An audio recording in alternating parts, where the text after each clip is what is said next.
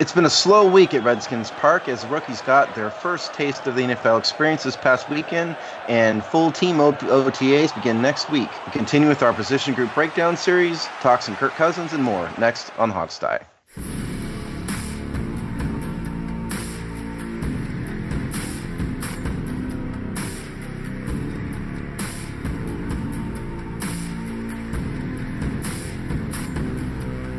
Welcome to the Hogstye with your crew, Adam Tereski, Alex Zeese, Sean Conti, and Steve Thomas. And now, here's your host, Sean Conti.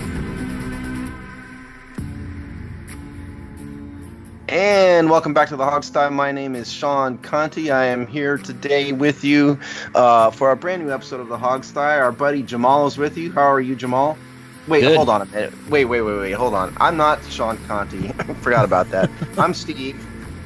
Sean is missing in action here today, and Jamal actually is our buddy from It's Just Business, Chris Larry, not Jamal. How are you, Chris Larry?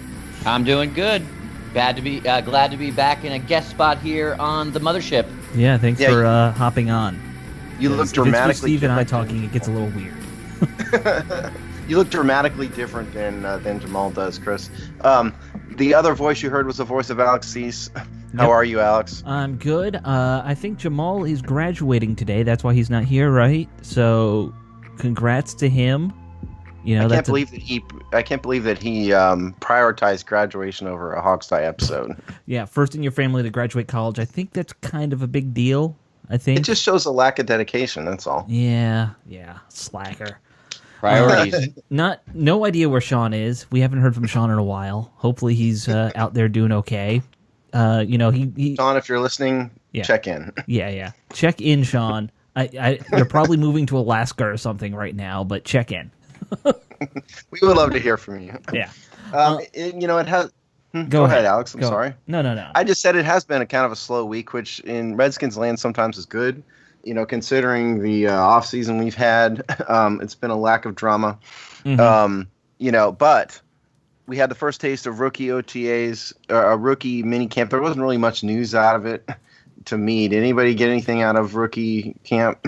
I mean, the only thing I heard was Ryan Anderson really came out guns a-blazing.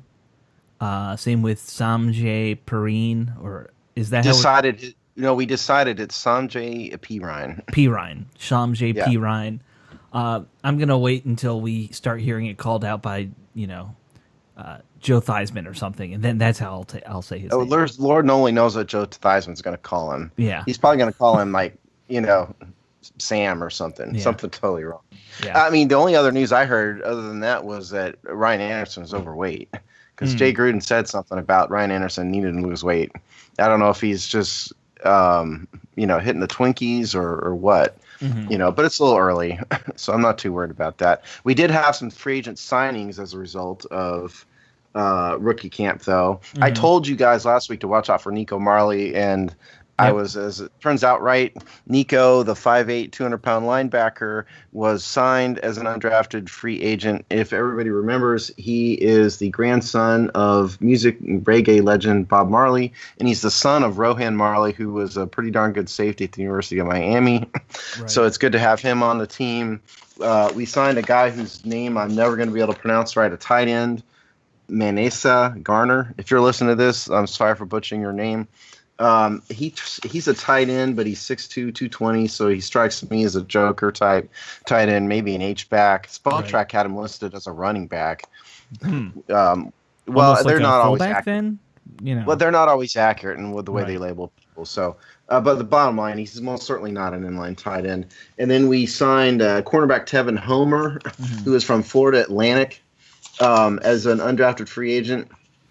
So those were our free agents. We had to cut a couple guys to make room. Yeah. Kerry Fort is gone. Wes Saxton, I know. That was one. Wes Saxton. Yeah. And then Stephen Daniels is gone. The 7th round pick from last year, the linebacker. That one's a little bit of a surprise. He was one that I know everyone was high on, at least fans were. Well, yeah, because it reminded everybody of London Fletcher. Right. Maybe he's just wasn't progressing with his injury. I don't even honestly remember what his injury was, frankly. These signings reminded me of the daily reminder of how old I am is that I actually remember watching the Marley dad at the University of Miami, and it felt like about 5 minutes ago, and going, oh, I wonder if he'll make it to the NFL. And then I read that his son is now signed. I was like, holy hell. But now the Marley dad was a contemporary of LeVar Arrington even, wasn't he? Or I think or well, LeVar Arrington first of all went to Penn State. No, but they are like friends. Is what I mean.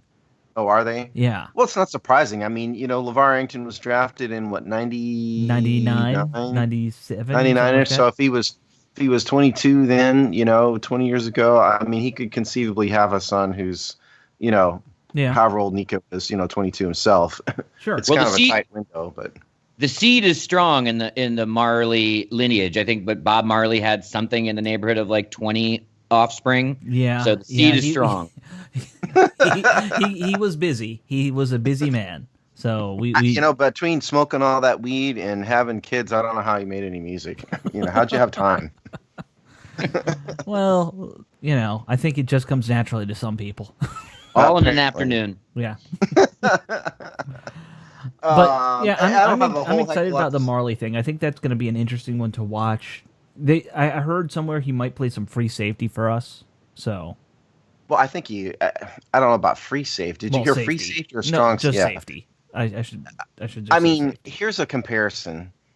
Bob Sanders. Remember Bob Sanders, the safety from the Colts, who was so good? I mean, his problem was injury, but Bob Sanders was about the same size as Nico. He was only 5'8", right. A little over 200 pounds, and when he was healthy, he was a monster. Yeah, he was like an all-pro level safety. He was like the key to the Indianapolis defense. Super Bowl. Yeah, he was a hitting machine. I remember. Yeah, I mean, so clearly Nico is not big enough to play inside linebacker, right? No. I mean, you just can't do that at 200 pounds. But he could maybe be, the nickel guy, sort of fill the Sua Cravens role from last year. Mm-hmm. He could be a strong safety, perhaps. So, he's just struck me as there's a interview out there on the NFL Network or something. He got a lot of attention when he got signed just because of his grandfather's name, Sure. He struck me as a very the book on him rather is that he's a real hard worker type, never quits, which you'd have to be at his size. So Sure. He's definitely someone to watch. Maybe he can end up being a special teamer this year, possibly. If you're building a defense around some of Craven's skills, then if he gets hurt, you can't just totally erase those plays out of your playbook very easily. So they need a couple of those tweeners then in at least for practice and prep and in case he makes a team to back up that spot. Right, play that money backer role, fill in. Yeah, I mean, frankly, this is off the beaten path, but am I the only one that's not totally convinced about Sua Cravens? I mean, I just have to wonder why they started him at inside line. Why they started him last year. He didn't start, but why did they started playing him at linebacker last year, and now he's a safety? I just don't know why they didn't play him at safety in the beginning or leave him at inside linebacker. I don't know. Something's off. I don't know what it is. Maybe it's just my suspicious mind. I don't know. I don't think you're alone on that, but I mean, I'm going to chalk it up to Joe Barry's an idiot, so... Yeah, I was going to say something similar. I got to see it through a second defensive coordinator's brain before I think we judge. Yeah.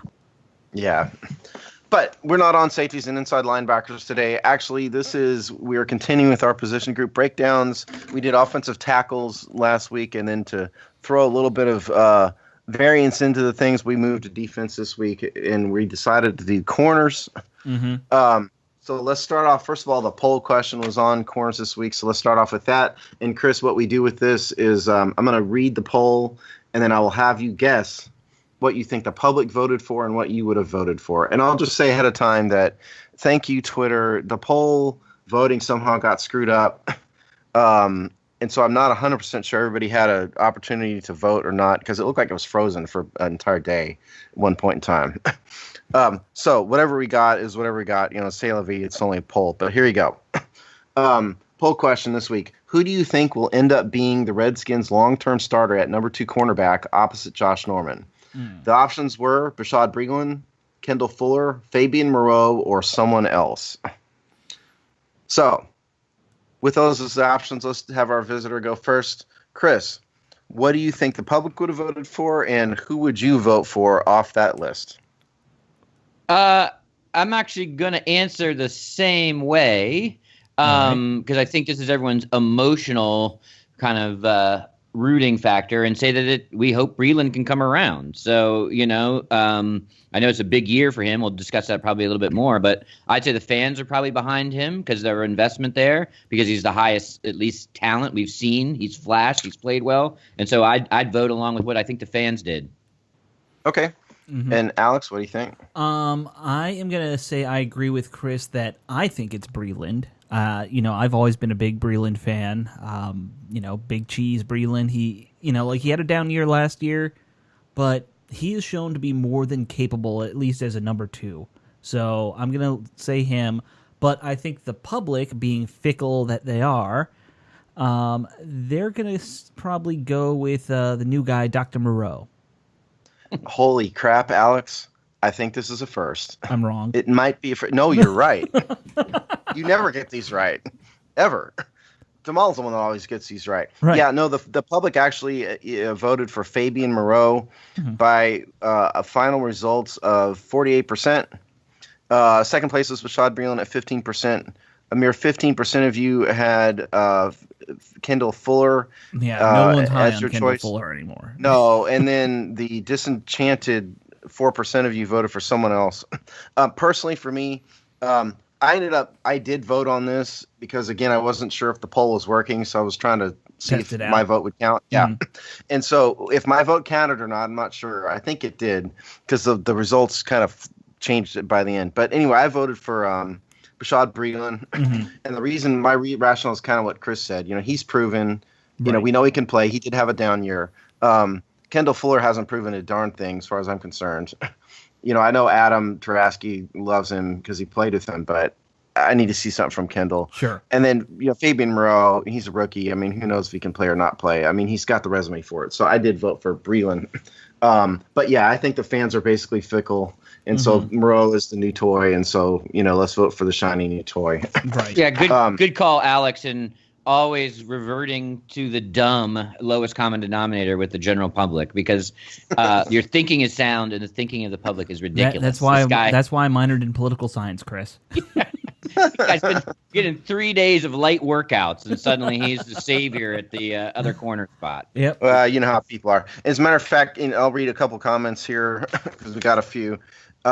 Keith White, who is at Keithers, said, I voted Moreau. I don't think it's completely out of the question that Josh Norman could be gone sooner than later. I don't know if I agree with that, but that was his opinion. Our own co-host of It's Just Business chimed in. Rich, who is at Disco Q5, said, I don't think Breeland will be here. Can we talk to Rich about that handle? If he's going to be a podcast legend, he's got to get a handle that people will actually understand. Yeah, the Disco Q5 thing, I don't quite get it. We're going to have to ask him about that next time we talk to him, Chris. Inside jokes are not good Twitter handles. No. Yeah, no. And I think it's only inside his head is the joke, for quite honestly. Anyway, he said, I don't think Breeland will be here. I still think the Norman signing is in his head, which certainly was true yesterday. And we've got a whole bunch of them here. I forgot to highlight the best one. So I'm going to go with a guy named Rochaser at Rochaser 1967, because he tweets at us constantly. He's he always has lots of good stuff to say. So what his opinion is this: Moreau is an outside guy. Fuller being played inside. Moreau has better long speed, just needs reps. That doesn't really give a hint as to what he voted for, but that is Rochaser's opinion on the status. I think he probably voted Moreau, just guessing. I guess. Yeah, I guess so. So that's a few comments. Thanks to everybody, as always, for voting in the poll. It was always fun, and we promise Twitter will get its act together with this poll thing at some point. Yeah. So, can't really do much about it. Nope. They had all their resources pointed to a bad contract with the NFL. So they had no one. Yeah, there you go. That's what happened. Chris, between you and I mean, we have almost enough people to build a new Twitter, right? Yeah. Yeah, that's true. Position group breakdown this week. cornerbacks. Right. So obviously, the place to start is Josh Norman. I don't know what you guys thought of Josh Norman. I was happy with him last year. He came to us from Carolina. I like Josh Norman. I like Norman's history. He was a 5th-round pick out of, a little tiny school, Coastal Carolina, which is our buddy Sean's alma mater. Right. He's not that fast. He's not that big. He ran a 4.57 40, but he all of a sudden ended up as an all-pro corner. What did you think of Josh Norman's play last year compared to your expectations? People that point out Josh Norman is part of the problem are just not very smart about football. He lived up the audience. Yeah, that's my role today, apparently. To think that he lived up to all my expectations. He was the closest thing to a shutdown defender, let alone shutdown corner, that we had on the team. Mm-hmm. You basically didn't have to worry about a side. Would I like to have seen him have a little less stone hands? Sure. Would I like him to keep his hands off wide receivers a little bit more with the penalties? Sure, although I think he's picked on a bit. But that really is nitpicky. This guy was probably our best defender on the field through the majority of the season. Oh, without question. Yeah. Probably. So I think he lived up to the expectations. He lived up to the money, and count that as a plus and move on. I agree completely. He was one of the more penalized players in the NFL. Reds were targeting him like crazy, and I think that comes with the territory of being kind of a vocal player these days. Norman, okay, he had a couple of down moments, but when you aren't getting a lot of pressure up front, and the corners have to cover for longer, it's going to make his job harder. And also, he was a very good down moments against on another team that was famous for pressure. So his down moments were against Odell Beckham and Antonio Brown. Right. And he wasn't even on Antonio Brown most of that game. And by the way, he 1-1'd Beckham. Let's be honest. He dominated him in the first game versus the Giants to the point where Beckham had a meltdown. It was the second game where he struggled a bit more. Yeah, and even then, it wasn't like he got just absolutely torched.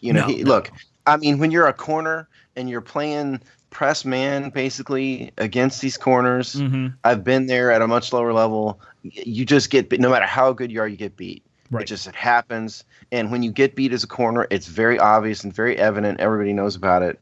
I agree completely with you guys. I was very happy with Josh. The penalty thing, he's got to figure out one way or another. Right. You can't have that. He was one of the most penalized players in the league last year, so he's got to figure that out. But I think and he had 3 interceptions.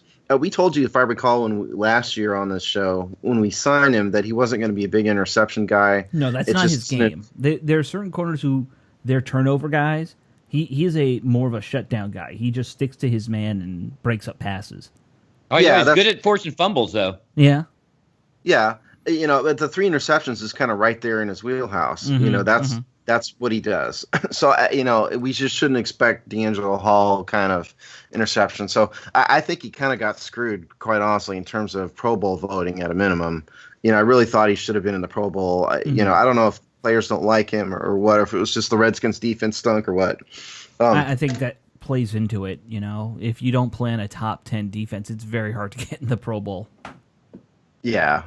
So, now he's got let's give a real quick intro on his contract since I'm thinking about him. He's got a $20 million cap hit this year, so it's big. He's second only to Kirk on the team in terms of cap hit. He signed through 2020. He's going to be here a while. Technically speaking, we could get rid of him next year if we wanted. His dead cap goes down to $9 million in 2018. So, for those of you who think that he could be gone, I think you're crazy. But it could happen next year. Personally, I think he's going to be here for the duration. So, right. Well, this is the only way I could ever see him being, and I'm assuming it would be via trade if we were to ever get rid of him. But unless we see Breland and Moreau, both have a breakout year where they both show they could be number 1 guys and we can have them for less money in the long term. And what are the odds of that happening? Yeah, slim to none. That's what I'm saying. That's the only way he'll be gone is if one of these guys shows that they can be a real number 1.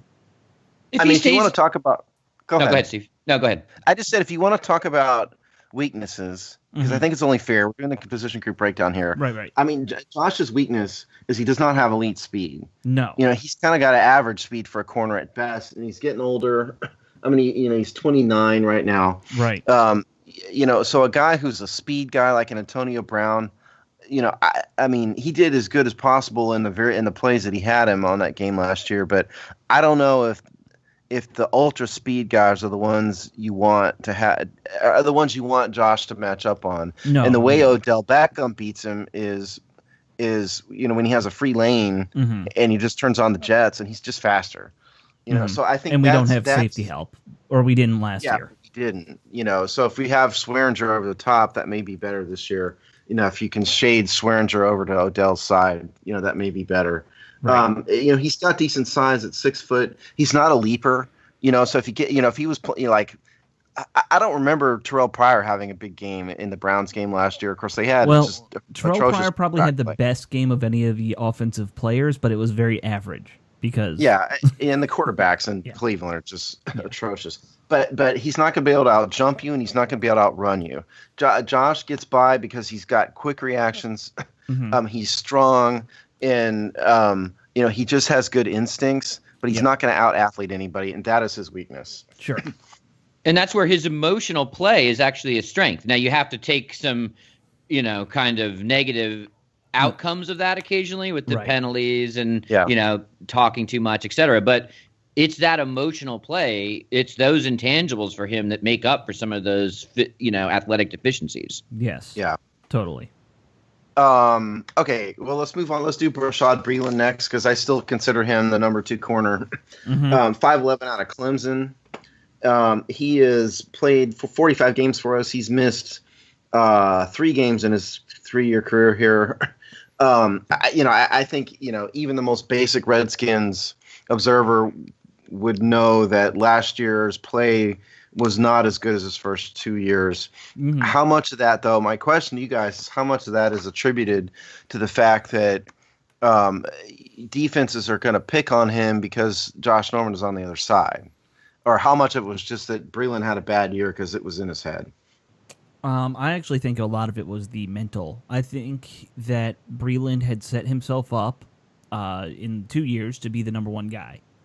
And then when we got Josh Norman, which we should have done, anyone will tell you have an elite cornerback on the market, you should go get him.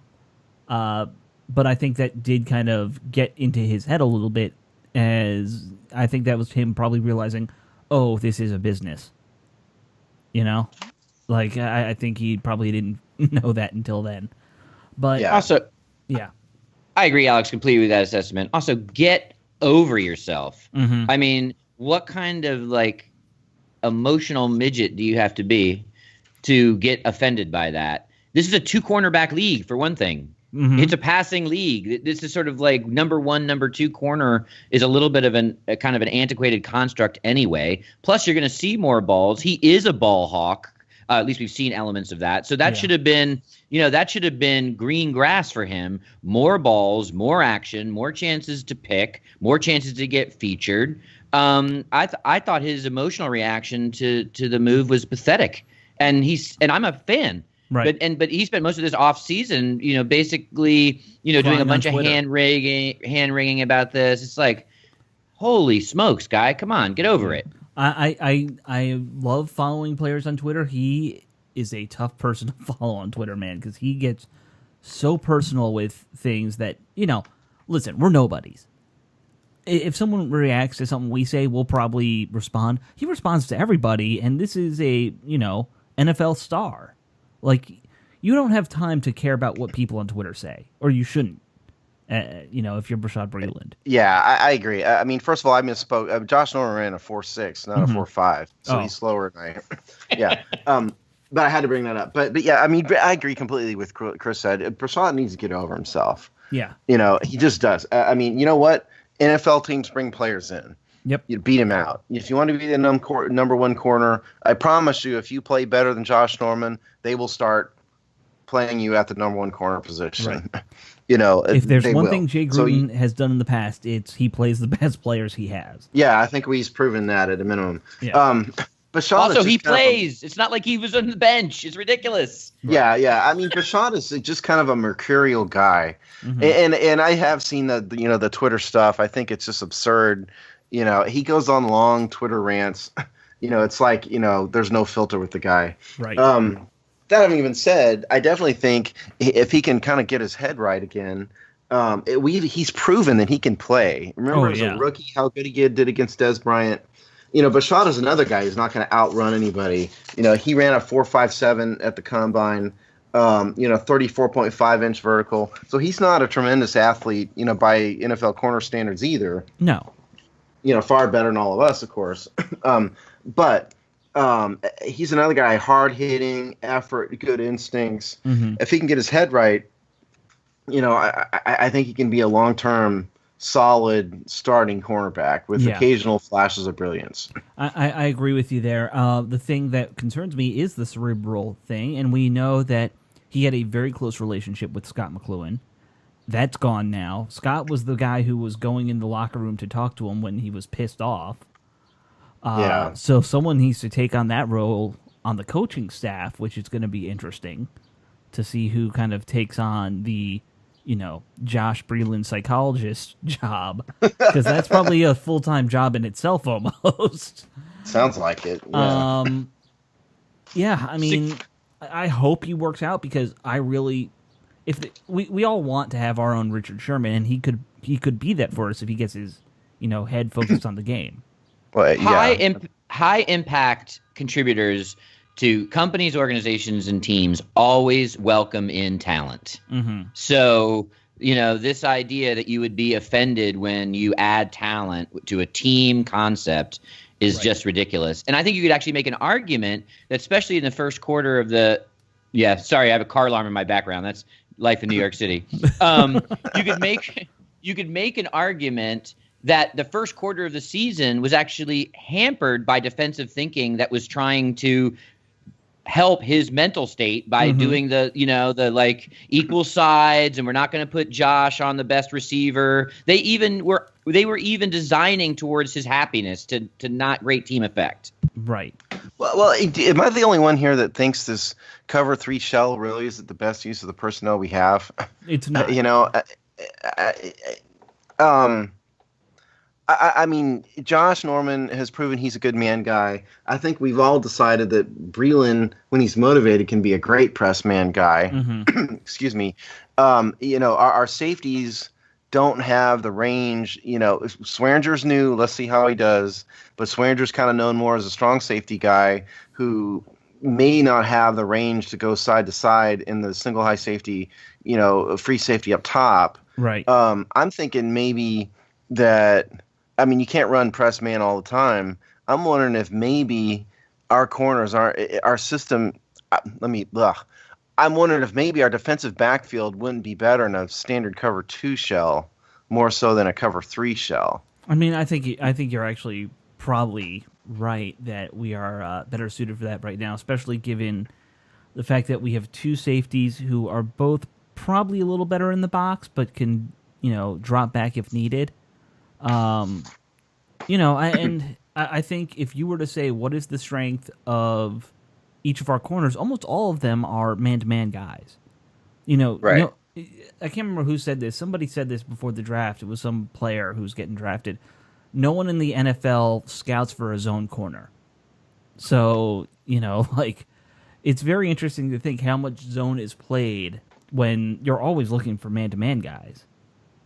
Well, and here's let me expand on what I was saying. The zone in the cover 3 means essentially that the corner has got the outside corners have the outside thirds of the field, right? And then you may have the safety over the top, may shade over, downfield on it, the free safety type. But if you've got guys that aren't burners and are known as more physical guys and not pure coverage guys who have the athletic ability to stick with a receiver like Antonio Brown on like a 9 route or an out and up route. Right. I'm wondering that's why I say I wonder if a cover 2 would be better, because in the cover 2, the corners have the flats, Right. and they can jump routes more and all of that, because you have, increased safety coverage. Not to mention in the back.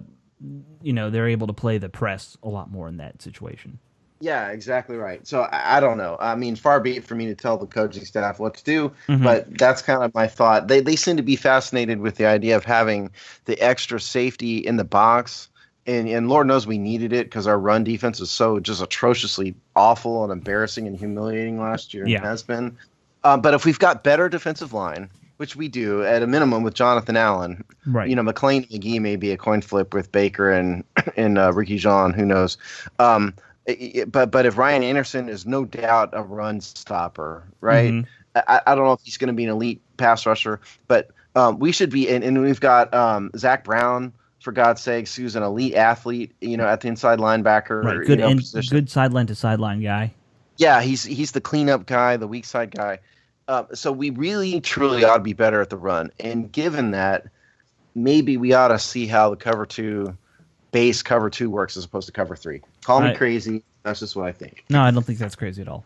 Well, okay. Even with the sort of Young and Ashburn drama around the defensive coordinator search, I think we're all very excited for some new thinking, a new defensive coordinator. So we also, a lot of that's off the table from last year to this year. So that's actually one thing I'm excited about. Sure. And I mean, I think Minuski, people were really upset by that hiring. He had success before, he's been a defensive coordinator in a lot of places and done it well. So I don't understand why people were so disappointed. I guess it was just why didn't we get Wade Phillips thing again? Well, it was just a typical silly skins type of drama, I think, rather than a commentary on him. And I think he coached Bob Sanders, just to do a callback. Yeah. Oh, yeah, there you go. So. All right, let's move on to the Apostle Kendall Fuller. I say the Apostle because, the guy was good once. He was talented at Virginia Tech. He was coming off an injury. We do have a guy in Adam who does vouch for him, who played with him. A lot of people like Kendall Fuller, although it's just undeniable he wasn't good last year. He just was terrible last year, I thought, kind of sort of overall. But he's a rookie. He was a rookie, rather. He can develop. He's 6 foot 197. He's a little bit faster than these other guys at 4.48. And so the question would be with Kendall Fuller is this our slot guy? Is he an inside guy? Yeah, and I think Adam even told us this way back when, that he isn't. And that brings up, I think, what is going to probably be the biggest question for this secondary this year and long term. Nickel corner is probably, I think, on the whole, a little more difficult to play than playing on the outside. You face less talented people, but you've got to be ready to cover the whole field, whereas if you're playing on a sideline, you kind of know there's this wall here that you don't have to worry about the guy running into. And of course, obviously, the opposite of that, the counter to that, of course, is that if you're not facing the number one receivers, so like you said, there's less talent at the slot. You may be. This is why I don't know if we have a slot corner really on the roster. No, this is why I think some of these rookies we have may have a shot at it. Like Halsey's a little smaller. We'll get to him. Because you really need someone who's quick, but you really need someone with good instincts. Because if you're playing the slot corner and you miss the receiver's first move, you're just toast right off the bat. Right, and I've heard some people say maybe we need to have Breland just whenever we're in a nickel formation, he plays the slot, and you move someone like Fuller or one of these other guys outside. Yeah, I just think Breland's a better corner. I don't know if that's really Breland's strength necessarily either, but on this roster of corners, maybe he was the best. Maybe he was the best option, probably that we have that we know of. Well, I mean, other than Josh, I mean, Norman is, but you're not going to put Norman in the slot unless he's, unless he's blanketing. Yeah, unless he's covering a guy who's in the slot. Right. When the number one guy shifts in, but right. to get back to Fuller, I think Fuller, I haven't given up on him. I think a lot of fans have. I want to see. It's too early to give up on him. Oh yeah, absolutely. But I want to see him covering guys on the outside more. I want to see him maybe used a little more creatively. Maybe even have him play some high safety, just in certain packages. I don't know. He's got speed. We know he has speed from his college years. He's a little fat. He ran a 4.48, at the combine. Right. So that's why I kind of want to see them try and find a little spot for him. Carve out niches for these guys. That's what I really think needs to be done. The other thing is he's got football in his blood. He's the fourth brother. Corey Fuller, Kyle Fuller, Vincent Fuller. These guys are all NFLers.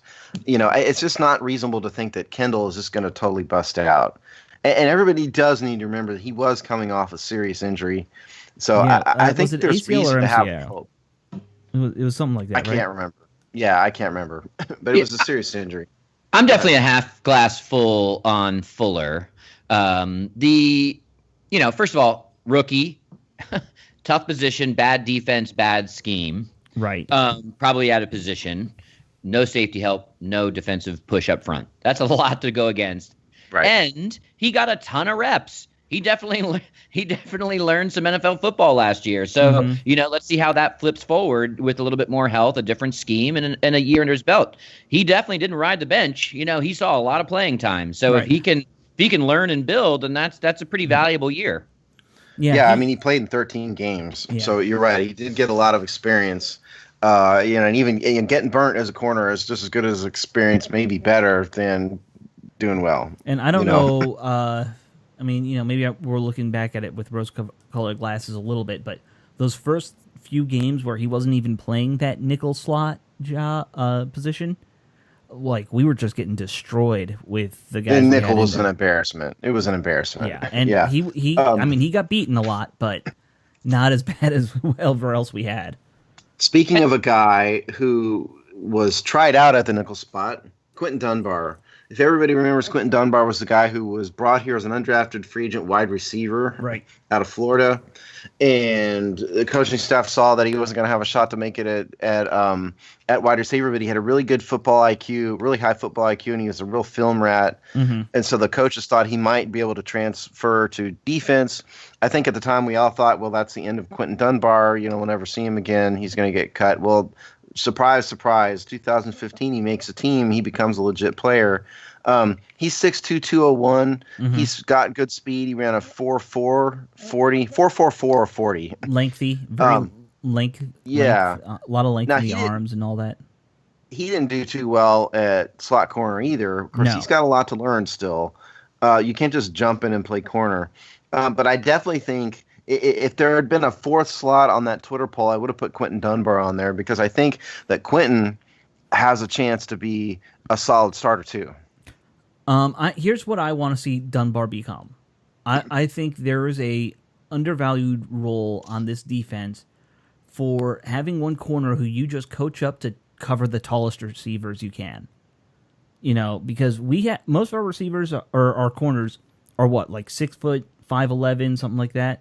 Dunbar's the only one with any height, and I think that needs to be used to our advantage. I want to see him put on. Oh, who's the guy the Giants just got? Marshall. Yeah, Brandon Marshall. Yeah, I want to see Dunbar put on a guy like Marshall where, that height advantage is kind of negated, especially when you get down to the red zone and, you don't have to worry about speed as much.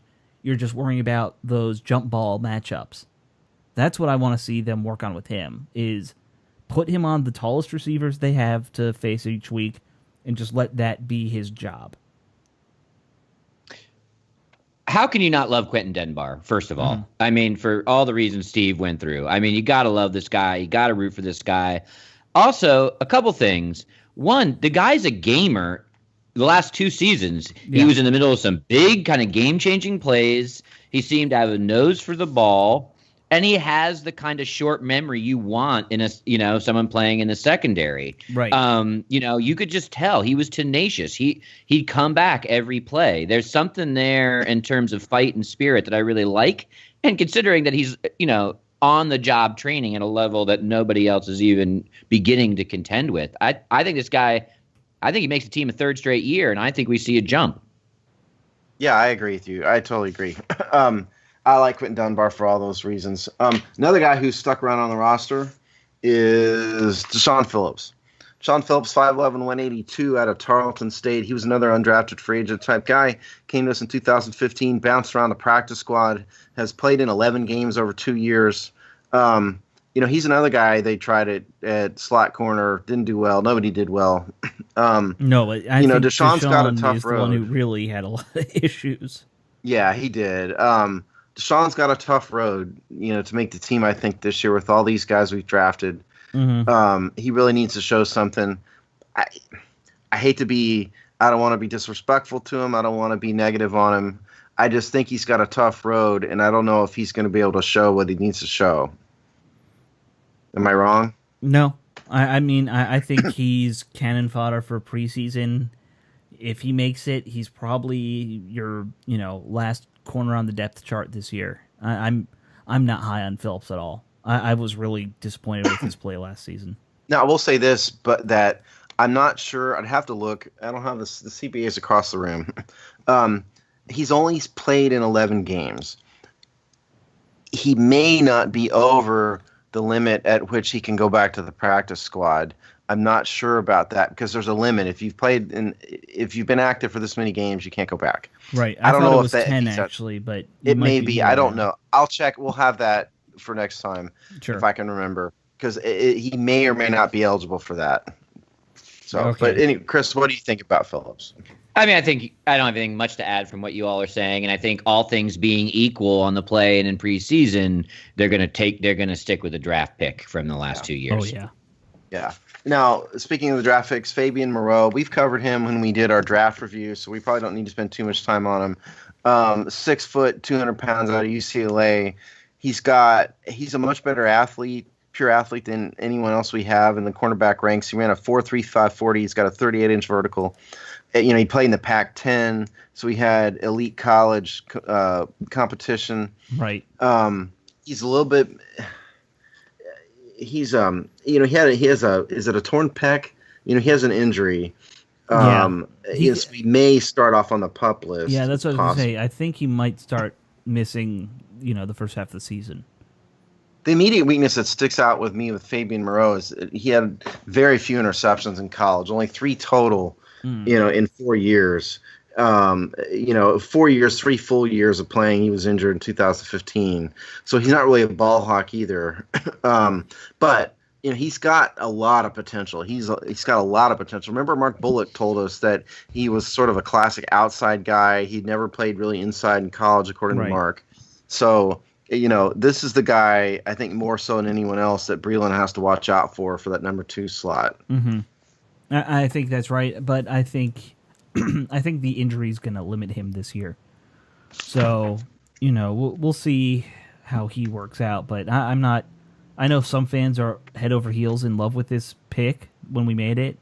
It's a shiny new toy. Yeah, I'm not one of those people. To me, I'm still, let's see with Breland, Fuller, and Dunbar what we can get done behind Norman. Yeah.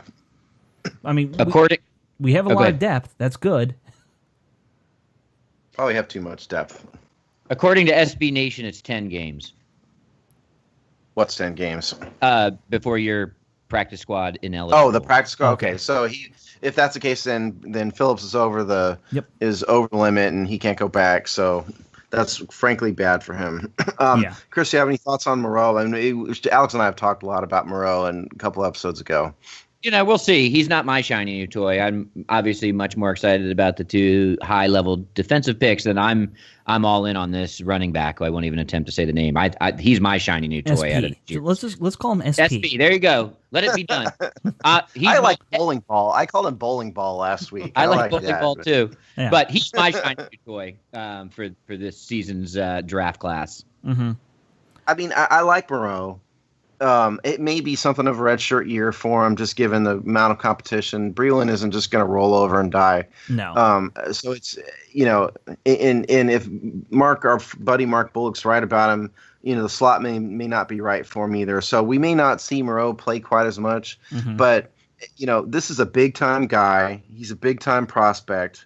played at a big-time program, played a lot at a big-time program. So he's got potential, and people need to, if he's a guy who doesn't produce in his first year, this is a type of draft pick that people need to chill on and just let him develop. Right. But I don't agree with too. I mean, you shouldn't be expecting him to blow He's a third-round up. pick that some people thought that had first-round potential, though. Right. I don't agree with those guys who voted in the Twitter poll. Those of you out there voted in the Twitter poll who said he's our long-term starter at 2. I mean, maybe he will, but I just think it's too early for that. So the next guy on here, Josh Holsey, is our 7th-round pick, 5'11", 195 out of Auburn. Mm-hmm. This is another guy who had a lot more potential and could very likely outplay his draft slot. He tore his ACL twice in college. So he really actually only played a total of 27 games over 5 years. He was a redshirt senior. Jay Gruden likes him. Jay Gruden said some good things about him. He's got decent speed. He ran a 4.43 40 at his pro day. He had a 35-inch vertical. So he's got a lot of potential. So I like Josh Holsey's potential to stick around on the roster, and then we'll see what happens. Agreed. I mean, potential. Obviously, he's going to have to contribute on special teams, though, if he wants to make it. I think. Oh yeah. He's not going to upset the apple cart and become the nickel corner right away or anything. Unless he just balls out and just Right. blows up, and Sure. it's possible but unlikely. Chris? I think he's on the short list for camp surprises, so to speak. Okay. Yeah, that's fair. The guy we just signed, who we mentioned earlier, Tevin Homer, he is out of Florida Atlantic. He's 6'2", 195, so he's got a little bit more of that height that Alex was talking about. Now, I'll just say that my normal site, my go-to site for college stats and stuff is a site called sportsreference.com, and they have a lot of good college football stuff. There must be a problem with the stats they have loaded because it only says he played 3 games in college, and obviously that can't be right. So I don't know what his deal is in college. I wish I could give you guys more, but I couldn't find any real stats on him. Mm-hmm. He did run. He's not fast. He ran a 4.6 40. I think he's sort of a high football IQ guy. He's got a lot to prove. He's the last guy on the roster. We'll see. He proved himself in rookie camp. Sure. What can you say? Well, you can say he likes donuts. Yeah. Nope. Oh, Simpson reference. See, that went over my head. That was like he paused. What the hell is Alex talking about? Oh, Simpsons. Yeah. Homer. Yeah. I helped you out there, Alex. Thank you. I think it's safe to say this may be the last time that Homer is discussed on the Hogsty. That's my. Well, unless we read a list of cuts, you mean? Yes, right. I wish Tevin the best. Hopefully it'll work out for him. I don't have a lot of hope. We'll see. Yeah. Let's do this before we move on real fast. Okay. Other than Josh Norman, who's give me our starting number 2 cornerback and our starting nickel cornerback for the 2017 season? Okay, I got a breakdown. I think nickel, or let's do Breland. Obviously, is the number 2 guy. Yeah. I do think he moves inside to play the nickel position if it's against a speedy wide receiver. If they're going with a nickel package versus more of a tight end, I think you see Dunbar in there because of the he's going to be larger than most of the other guys. Okay, Chris, what do you think? I think basically second verse, same as the first. We're going to go, it's going to be Breland, and Breland, you'll be 1B. And with Fuller, I think they're going to still give him a chance at the slot. And then I think Quentin Dunbar is your nickel, extra guy that they can throw out all over the place.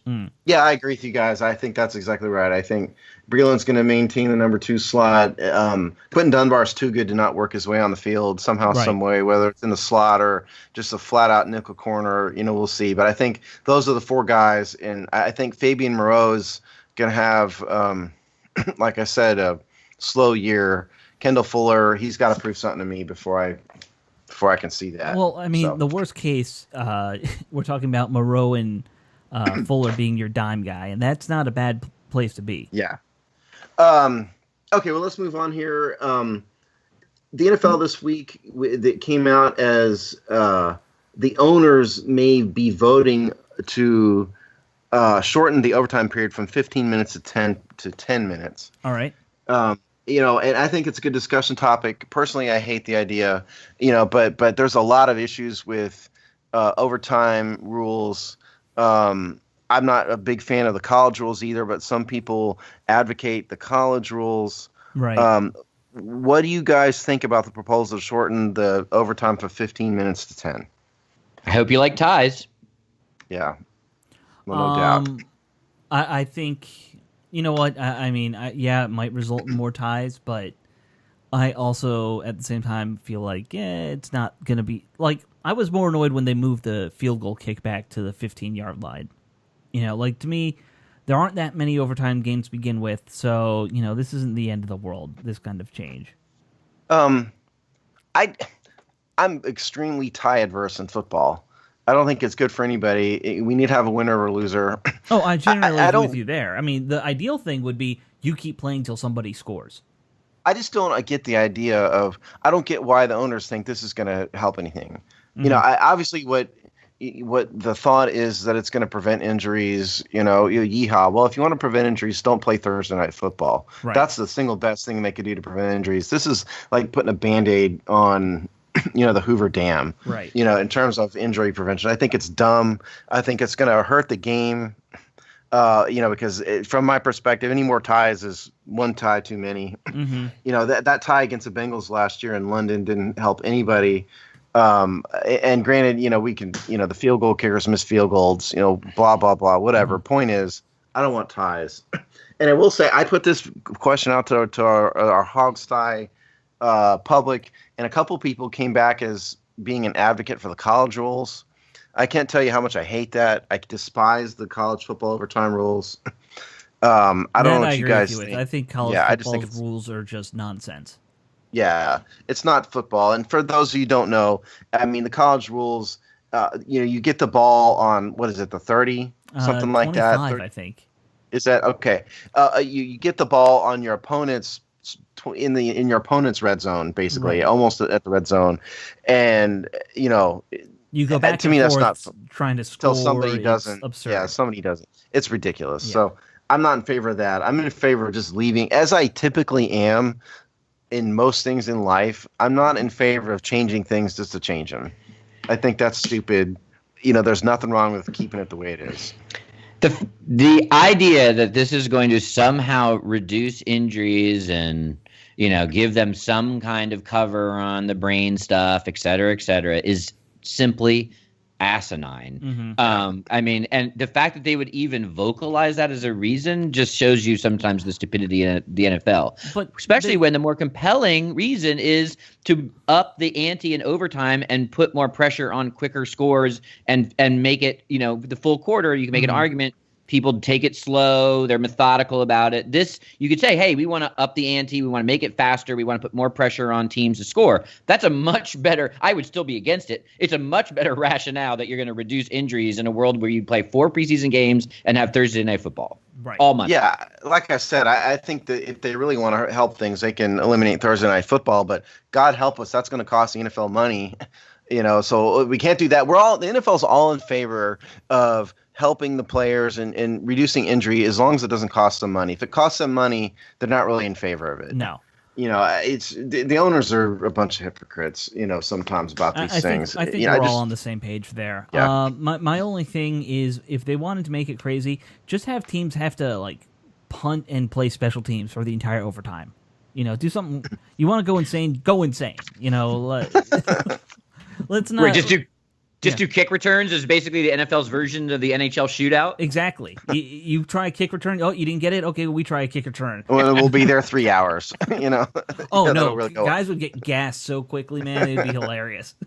I do think the only thing I would change, and we need to move on. We're running out of time here. But the only thing I would change about the overtime is I think the other team needs to get the ball no matter what.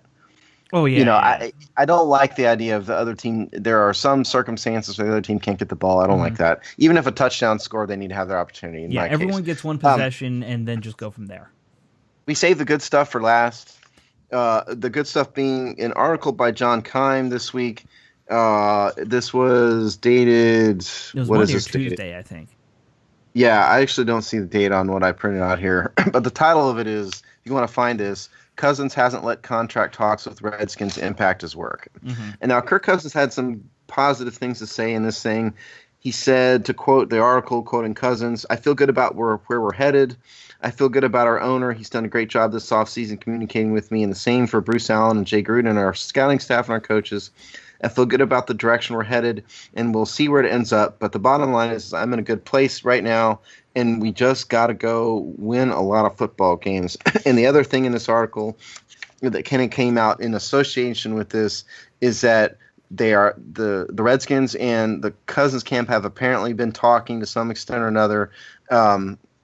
There's a little tiny crack of positivity out there. I've been telling you guys, I've been a lone voice in the wilderness, and I will continue to chant this. Nobody believes me, including none of the beat writers. I think Cousins will be signed around the deadline time, the deadline being July 15th. It's just amazing how people's positions change when deadlines comes. I've been in too many negotiations, too many business negotiations where that exact thing has happened. So I don't give out hope. I don't give up hope. Thoughts on Cousins' comments? Well, you couple that Keim article, and I love Keim so much, as an aside. But you couple that Keim article with his appearance with, on Redskins Pravda with Larry Michaels, and you get a lot of positivity. Probably the most positive Cousins contract news in 18 months? So I'd even say it's a little bit more than a crack of positivity. It could still go either way, of course. But I mean, this has been a ray of sunshine like we haven't seen in this saga, maybe even since it began. And I think the big tell of positivity and probable progress is the talk about Schneider. Mm-hmm. And even a little bit of some of the commentary that you guys discussed, I think, on one of the recent Hogsties around McLuhan's appearance on Grant and Danny, where he was a little bit soured. So if you get him out of the picture, you're talking Schneider in the conversation, flowery language from both sides. I think it could still crumble, but I think the opportunities there like it hasn't been in a long time. Now, Chris, are you talking about Rob Schneider, the actor, or Dan Snyder, the owner? Oh, did I say? I'm just wondering if Rob Schneider played a role in this that we don't know about. Deuce Bigelow 3. Yes, Daniel Schneider. I mean, sorry. No, wait. Say it again. Say it with me. It's Daniel Snyder. Snyder. Hey, if the GM doesn't get the quarterback's name right, who cares, right? I mean, there you go. Kirk Cousins. Yeah. They keep on trying to do a deal with Kirk Cousins, and he doesn't pick up the phone. It's no wonder. Yeah. Every time they send an email, it bounces back for some reason. Can't tell why. That's the only reason he hasn't been signed. I have no doubt. They're Right. sending it to Kurt. They're sending it to kurt.cousins@yahoo.com. Exactly. No, I think it's good. But we also know that Kirk, outside of maybe one or two interviews right at the end of the season when he was still depressed about the fact that they, kind of blew a playoff opportunity, he's always been a, Mr. Positive kind of guy. I mean, that's one of the things we all like about him as fans. Professional. He's professional. He's a positive person, and he's not fake about it like certain quarterbacks that we've had in the past where, they come off that way and then when push comes to shove, they get negative. But I mean, quarterbacks may or may not preach their godliness and their ethics and how good a person they are, and then who happens to leave a wife with a baby to go knock up a track star. Yeah, something like that. Did that happen to somebody? Yeah, that happened to somebody but he's not an NFL player, so we're not. Why do you have to bring my personal life into the podcast? I'm sorry, Chris. I didn't mean to disclose your secrets. But good job on the track star, by the way. And we'll tell Miss, Nice we'll tell Mrs. Larry that there's a track star involved. But I mean, that's what Kirk is. He is a, in public, and I think even behind the scenes, he's going to put the team first, despite what happens with the contract. He's very good at compartmentalizing these two things, it feels like. Yeah. So, who knows? He says these comments, and they're just vague enough where he could really not be talking about the contract situation, you feel like? But, Well, but the article, Keim wasn't just citing Kirk. Right. Keim in the article said, let me find it here. Yeah, this is quoted from Keim. But the message I've gotten from others is that, as Cousins told Redskins Nation TV, recent dialogue has indeed been positive. To me, I'll just say this article changes nothing. This is always what I thought would happen. I always thought it would get better. It's just too soon and too early in the process. Check in with me after the 4th of July. I mean, let's be honest though. This is a great example of the team and the agent are both playing some real hardball throughout this negotiation. As they should. I mean, they should, but I don't think fans are used to seeing this much kind of, delay in signing a big name, because we're the Redskins. Usually we offer the biggest contract available and just I'm go telling forward. You, I'm going to stick with my 5-year, $130 million contract offer that I documented in the article of 2 months ago. I think now. you're probably going to be close to right if it happens. If it happens, you're right.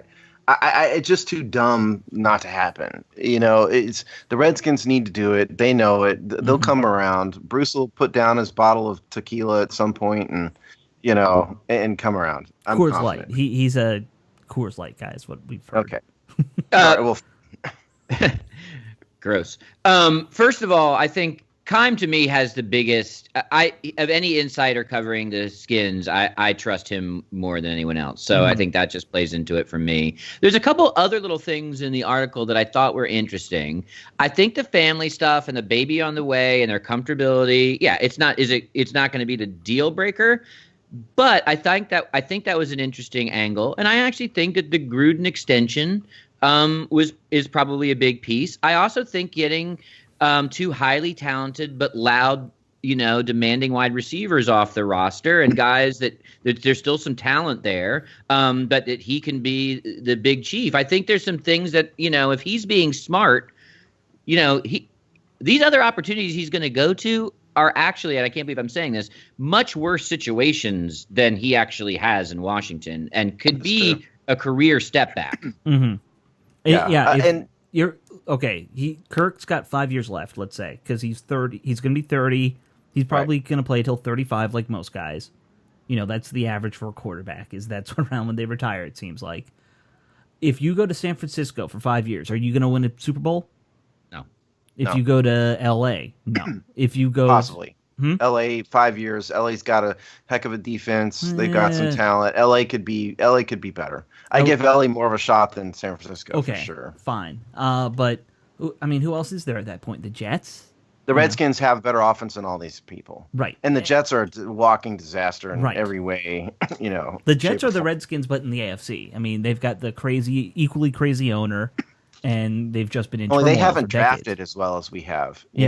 Redskins just drafted pretty well. And by the way, for those of you, we love John Keim on the show. Chris brought it up. For those of you who wonder why we've never had Keim on, it's because ESPN won't let him do it. So we just can't have Keim on. We wish we could, but it's just never going to happen until ESPN. ESPN has a rule that they don't let ESPN writers on other network shows or podcasts, or it's in their contracts, and so we just it's unfortunate, but we wish we could have Keim on, and we just can't. So Keim still goes on the Junkies because he had some kind of clause. I found out, but that's it's probably sort of grandfathered in because he was doing it before when he was with the Post, and before that, when he was with the Times. Wasn't it with the Times? Was he with the Times or? Yeah. Okay. It was with the Times, and he was with the Post for like a day. Yeah. There's 2 articles by John Keim in the Washington Post archives.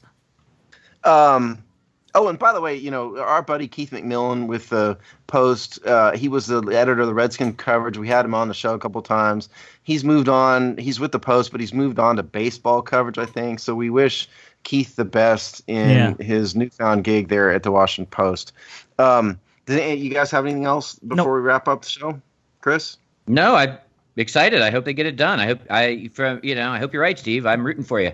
Oh, I will say we did have a winner in the Valor ticket Yeah. giveaway that I did. So I don't want to mention the guy's name because I didn't ask him first, but we did have a winner, and congrats to him. And we had our first successful giveaway on the show. So Yay! And we actually had a guy who answered the question in public Twitter and then said he didn't want the tickets. And so we appreciate you, and that guy to that guy. I don't appreciate you appreciate answering, but well, we appreciate the fact that you paid attention and you took the time to answer. But if you know you don't want the tickets, please didn't answer because we had to come up with a new poll question because of that. So Thank you, but thanks, but no thanks.